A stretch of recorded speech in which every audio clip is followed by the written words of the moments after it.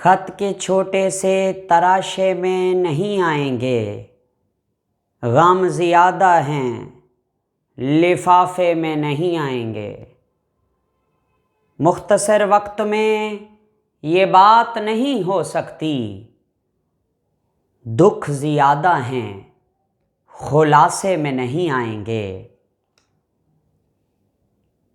उसकी कुछ खैर खबर हो तो बतलाओ यारो, हम किसी और दिलासे में नहीं आएंगे। हम न मजनू हैं न फरहाद के कुछ लगते हैं, हम किसी दश्त तमाशे में नहीं आएंगे। और जिस तरह आपने बीमार से रुखसत ली है, साफ लगता है आप जनाजे में नहीं आएंगे।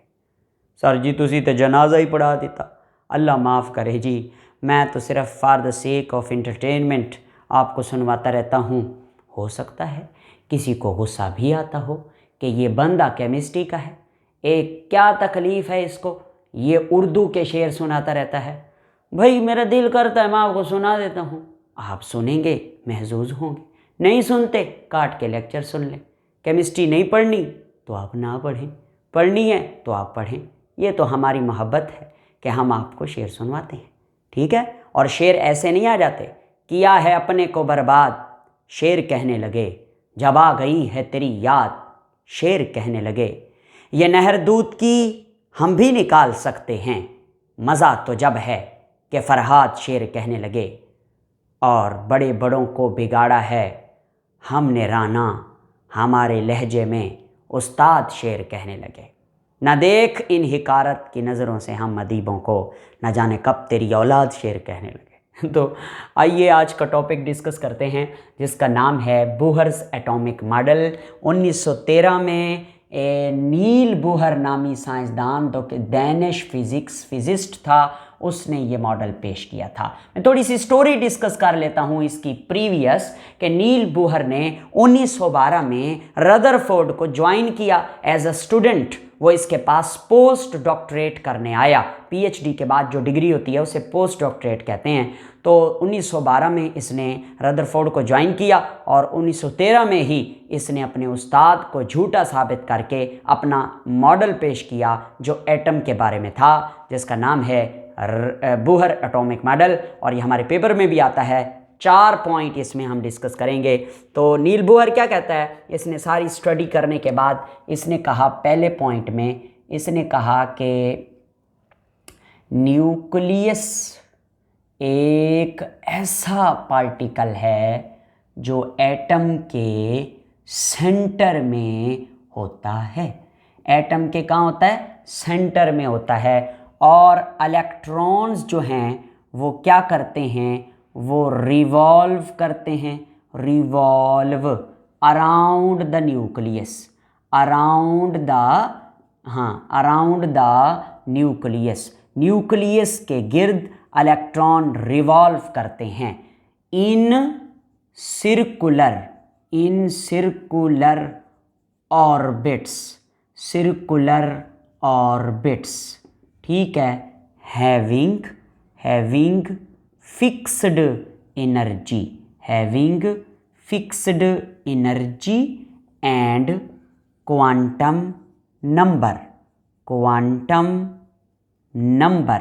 मैं ना बच्चे आपको ये सारा पोस्टुलेट डायग्राम से समझाता हूँ। देखें, ये सेंटर में एक न्यूक्लियस है, इसके गिर्द बूहर कहता है ख़ास दायरे होते हैं। उन दायरों को इस बंदे ने 3 नाम दिए थे। इन दायरों को ये बंदा कहता है ऑर्बिट्स। इन दायरों को ये बंदा कहता है शेल्स। इन दायरों को ये बंदा कहता है एनर्जी लेवल्स, ठीक है। ये 3 नाम इस बंदे ने सजेस्ट किए थे। इससे पहले रदरफोर्ड ने क्या कहा था कि न्यूक्लियस के गिर्द इलेक्ट्रॉन घूमते हैं। कहाँ घूमते हैं, किस जगह पे घूमते हैं, कैसे घूमते हैं, ये बात उसने नहीं बताई सही तरह से। बूहर कहता है कि इलेक्ट्रॉन्स जो नेगेटिव पार्टिकल हैं वो न्यूक्लियस के गिर्द खास दायरों में घूमते हैं, ख़ास जगहों पर घूमते हैं, ख़ास सर्कुलर स्पेस, ख़ास सर्कुलर जगह पर घूमते हैं, जिनको उसने नाम दिया ऑर्बिट्स, शेल्स या एनर्जी लेवल। ओके, वो कहता है कि ये जो पहला पहला शेल है इसका नाम है के शेल, इसका नाम है एल, इसका नाम है एम, इसका नाम है एन। हमारे लेवल पर के एल एम एन है। आगे अगर चलें आप हायर लेवल पे तो के एल एम एन ओ, फिर पी, फिर क्यू, ये इस तरह से क्या होते हैं, दीज आर द ऑर्बिट्स, ये उनके नाम हैं। ठीक है, अगली बात, अब जैसे हम किसी कॉलोनी में घुसते हैं तो मुख्तलिफ घरों के नाम होते हैं कि करीम का घर है, लैला का घर है, मजनू का घर है, नायाब का घर है, और इस तरह से अरूसा का घर है, इस तरह से पता नहीं ऐसे। तो ये जैसे घर होते हैं ना, वैसे उन घरों की फिर नंबरिंग होती है, जैसे house number 1, house number 2, house number 3, इस तरह होता है ना। हाँ जी, तो ये क्या है, n is equal to 1, n is equal to 2, n is equal to 3, n is equal to 4। ये है नंबर ऑफ शेल्स और इनको कहते हैं क्वांटम नंबर। क्या कहते हैं, क्वांटम नंबर। यानी कि पहला जो शेल है उसके लिए क्वांटम नंबर की वैल्यू क्या है 1, दूसरे के लिए क्या है 2, तीसरे के लिए 3 और चौथे के लिए 4। सर जी क्वांटम नंबर ही इसको क्यों कह रहे हैं, नंबर भी तो कह सकते थे ना हम, क्वांटम, क्वांटम नंबर हम इसे क्यों कहते हैं, मेरी बात सुने। क्वांटम का लफ्जी मतलब होता है फिक्स्ड एनर्जी, क्वांटम का लफ्जी मतलब होता है फिक्स्ड एनर्जी, यानी इन ऑर्बिट्स की जो एनर्जी है वो क्वांटाइज्ड है, वो फिक्स्ड है, वो चेंज नहीं होती। जो एनर्जी इस शेल की है वो एनर्जी इसकी नहीं है और अगले की भी पीछे वाले जैसी एनर्जी नहीं है। तो इसलिए वो कहता है कि हर शेल की फिक्स्ड एनर्जी है, इसलिए हर शेल का अपना अपना एक खास नंबर है जिसको हम क्वांटम नंबर कहते हैं। समझो, इस बंदे ने, बूहर ने अपना मॉडल पेश करने से पहले एक चीज़ को अपने जहन में रखा, एक चीज़ को बुनियाद बनाया। वो चीज़ क्या है, वो प्लांक्स क्वांटम थ्योरी है जो हमने पहले पढ़ी है। उसके मुताबिक ही, उसको समझकर उसके मुताबिक ही इसने अपना मॉडल पेश किया है और इस बंदे को नोबेल प्राइज़ भी दिया गया था। अच्छा जनाब वाला, आगे चलते हैं। उसके बाद जो पहला शेल है के, उसकी एनर्जी को जाहिर करते हैं E1 से, दूसरे शेल की एनर्जी को E2 से, तीसरे शेल की एनर्जी को E3 से, चौथे शेल की एनर्जी को E4 से। और ये E4, E1, E3 क्या हैं, ये एनर्जीज ऑफ शेल बता रहा है। हर शेल की अपनी एनर्जी होती है और उसमें घूमने वाले इलेक्ट्रॉन की भी वही एनर्जी होती है। तो ये जो पहला पहला शेल है ना, न्यूक्लियस के जो करीब है, इसकी लो एनर्जी होती है, यानी लोएस्ट एनर्जी शेल। आपसे कोई पूछे कि सबसे कम एनर्जी वाला शेल कौन सा है, तो आप कहेंगे जो नियरेस्ट टू न्यूक्लियस है, न्यूक्लियस के करीब है, और वो पहला शेल है। और जो लास्ट शेल होता है जिसको हम वैलेंस शेल भी कहते हैं, आखिरी शेल को हम वैलेंस शेल भी कहते हैं या आउटर मोस्ट शेल भी कहते हैं, उसमें इलेक्ट्रॉन होना चाहिए, ये बात ख्याल करना। वो हाई एनर्जी वाला शेल होता है, उसकी एनर्जी क्या होती है, हाई होती है। इसका मतलब ये हुआ कि जैसे जैसे हम न्यूक्लियस से दूर जाते हैं तो एनर्जी ऑफ शेल्स क्या होती है, इंक्रीज करती जाती है, बढ़ती जाती है। ओके, अगली बात सुनना। वो बंदा कहता है कि ये जो न्यूक्लियस है ना, इसके सेंटर से लेकर पहले शेल तक का फासला रेडियस कहलाता है, जिसे हम R1 कहते हैं। न्यूक्लियस से लेकर दूसरे शेल तक का फासला R2 कहलाता है, जिसे हम रेडियस 2 कहते हैं। और न्यूक्लियस से लेकर तीसरे शेल तक का फासला R3 और न्यूक्लियस के सेंटर से लेकर चौथे शेल तक का फासला R4 कहलाता है। इनको रेडियस कहते हैं। हर शेल का रेडियस अपना होता है। आगे मैंने टॉपिक भी अपलोड किए हैं, रेडियस ऑफ इलेक्ट्रॉन या रेडियस ऑफ शेल और एनर्जी ऑफ शेल्स। ओके, पहला पॉइंट हमने डिस्कस किया कि न्यूक्लियस सेंटर में मौजूद होता है और इलेक्ट्रॉन्स रिवॉल्व करते हैं अराउंड द न्यूक्लियस, ख़ास दायरों में, जिन्हें सर्कुलर ऑर्बिट शेल या एनर्जी लेवल कहते हैं, और उनकी एनर्जी भी फिक्स्ड होती है, इसलिए उनके क्वांटम नंबर भी फिक्स्ड होते हैं। दूसरा पॉइंट क्या है, दूसरा पॉइंट ये है कि जब तक इलेक्ट्रॉन सेम शेल में रिवॉल्व करेगा, रहेगा, तो ना तो ना तो एनर्जी एब्जॉर्ब करेगा और ना ही एनर्जी रिलीज़ करेगा, ना ही एनर्जी एब्जॉर्ब करेगा, ना ही एनर्जी रिलीज़ करेगा, रिलीज़, ओके, ये ना तो एनर्जी रिलीज़ करेगा ना एनर्जी एवॉल्व करेगा। फ़र्ज़ करें इस शेल में एक इलेक्ट्रॉन घूम रहा है, जब ये बूहर कहता है कि इस शेल में घूमेगा तो घूमता रहेगा मगर ना एनर्जी इवॉल्व करेगा ना एनर्जी एब्जॉर्ब करेगा। रदरफोर्ड तो कहता था कि एनर्जी हर वक्त निकालता रहता है। तो आप मुझे बताओ, मैं हूँ ना, मुझे खाने के लिए कुछ ना दिया जाए और मैं कहूँ, मुझे कहें कि आप ना एक दायरे में ऐसे घूमते रहें, हम आपको खाने के लिए भी कुछ नहीं देंगे, एनर्जी भी नहीं देंगे। मैं घूम रहा हूँ, मेरी तो एनर्जी ज़ाया हो रही है, वेस्ट हो रही है, निकल रही है, तो फिर मैं एक वक्त आएगा गिर जाऊँगा। कितनी बेवकूफ़ाना बात है। तो बोहर कहता है कि इलेक्ट्रॉन जब रिवॉल्व करेगा तो ना इमिट करेगा एनर्जी, ना इवॉल्व करेगा, तो ना एब्जॉर्ब करेगा। तीसरा पॉइंट क्या है, ये कहता है व्हेन इलेक्ट्रॉन जंप, जब इलेक्ट्रॉन जंप करता है from lower to higher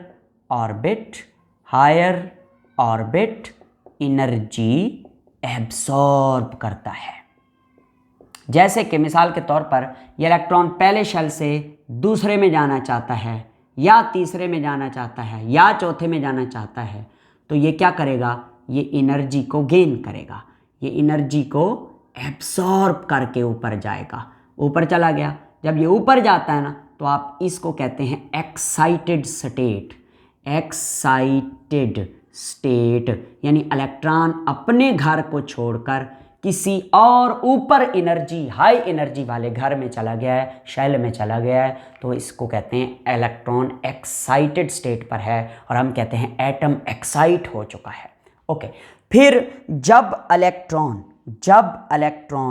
jump करेगा from higher to lower orbit, जब electron higher to lower orbit में जंप करता है यानी ऊपर से नीचे आता है, तो फिर वो जितनी एनर्जी एब्जॉर्ब कर चुका था वही रिलीज़ कर देता है। तो ये इलेक्ट्रॉन जब वापस आएगा तो अपने घर में, इसको हम डी एक्साइटेशन कहेंगे, और जितनी एनर्जी इसने एब्जॉर्ब की थी वही एनर्जी ये क्या करेगा, इमिट करेगा। तो इससे साबित हुआ कि इलेक्ट्रॉन जब नीचे वाले शेल से ऊपर वाले शेल में जाता है तो एनर्जी लेकर जाता है, जब ऊपर वाले से नीचे में आता है तो एनर्जी देता है, रिलीज़ करता है। अच्छा, ये कितनी एनर्जी देता है, कितनी एनर्जी एब्जॉर्ब करता है, ये कैसे पता चलेगा? ये पता चलेगा एनर्जी का डिफरेंस निकालने से।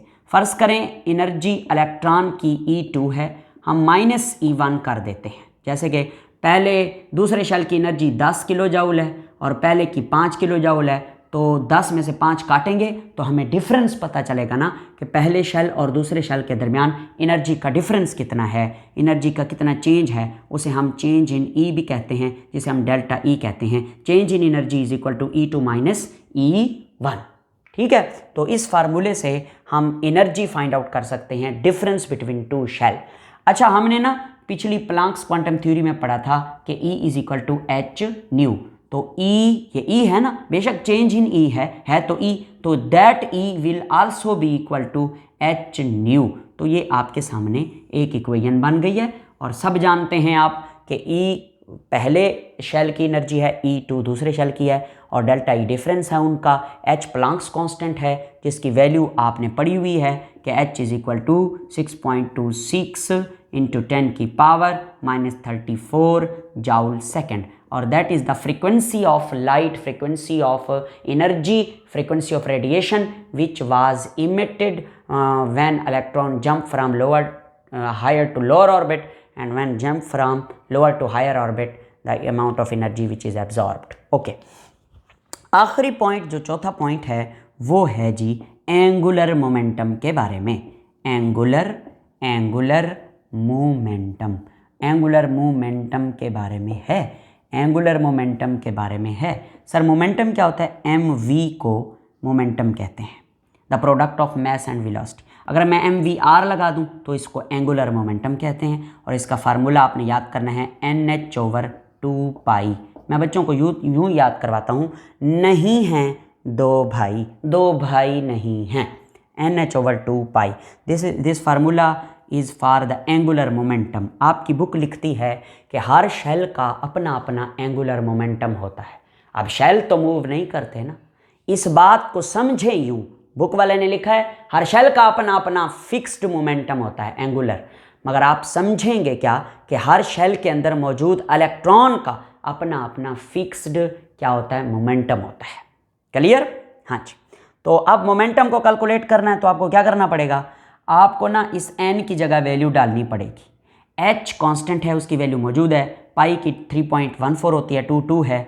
अगर मैं k शेल का मोमेंटम फाइंड आउट करना चाहता हूँ तो मुझे n की जगह 1 पुट करना पड़ेगा। अगर मैं l का फाइंड आउट करना चाहता हूँ तो मुझे n की जगह 2 पुट करना पड़ेगा। अगर मैं m का फाइंड आउट करना चाहता हूँ तो मुझे n की जगह 3 पुट करना पड़ेगा। अगर मैं n शेल का मोमेंटम फाइंड आउट करना चाहता हूँ तो मुझे स्मॉल n 4 की वैल्यू इधर इस जगह पे पुट करेंगे और मेरे पास वैल्यूज़ आ जाएंगी एंगुलर मोमेंटम की। एक और बात मैं आपको बता दूं कि ये जो शेल होते हैं ना KLMN, इनमें कितने कितने इलेक्ट्रॉन आएंगे ये इस फार्मूले से हमें पता चलता है, 2n⁻²।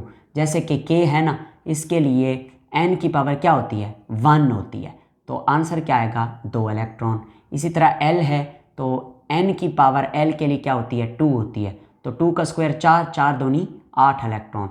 यानी कि K शेल में मैक्सिमम 2 इलेक्ट्रॉन, L शेल में मैक्सिमम 8 इलेक्ट्रॉन समाने की जगह है।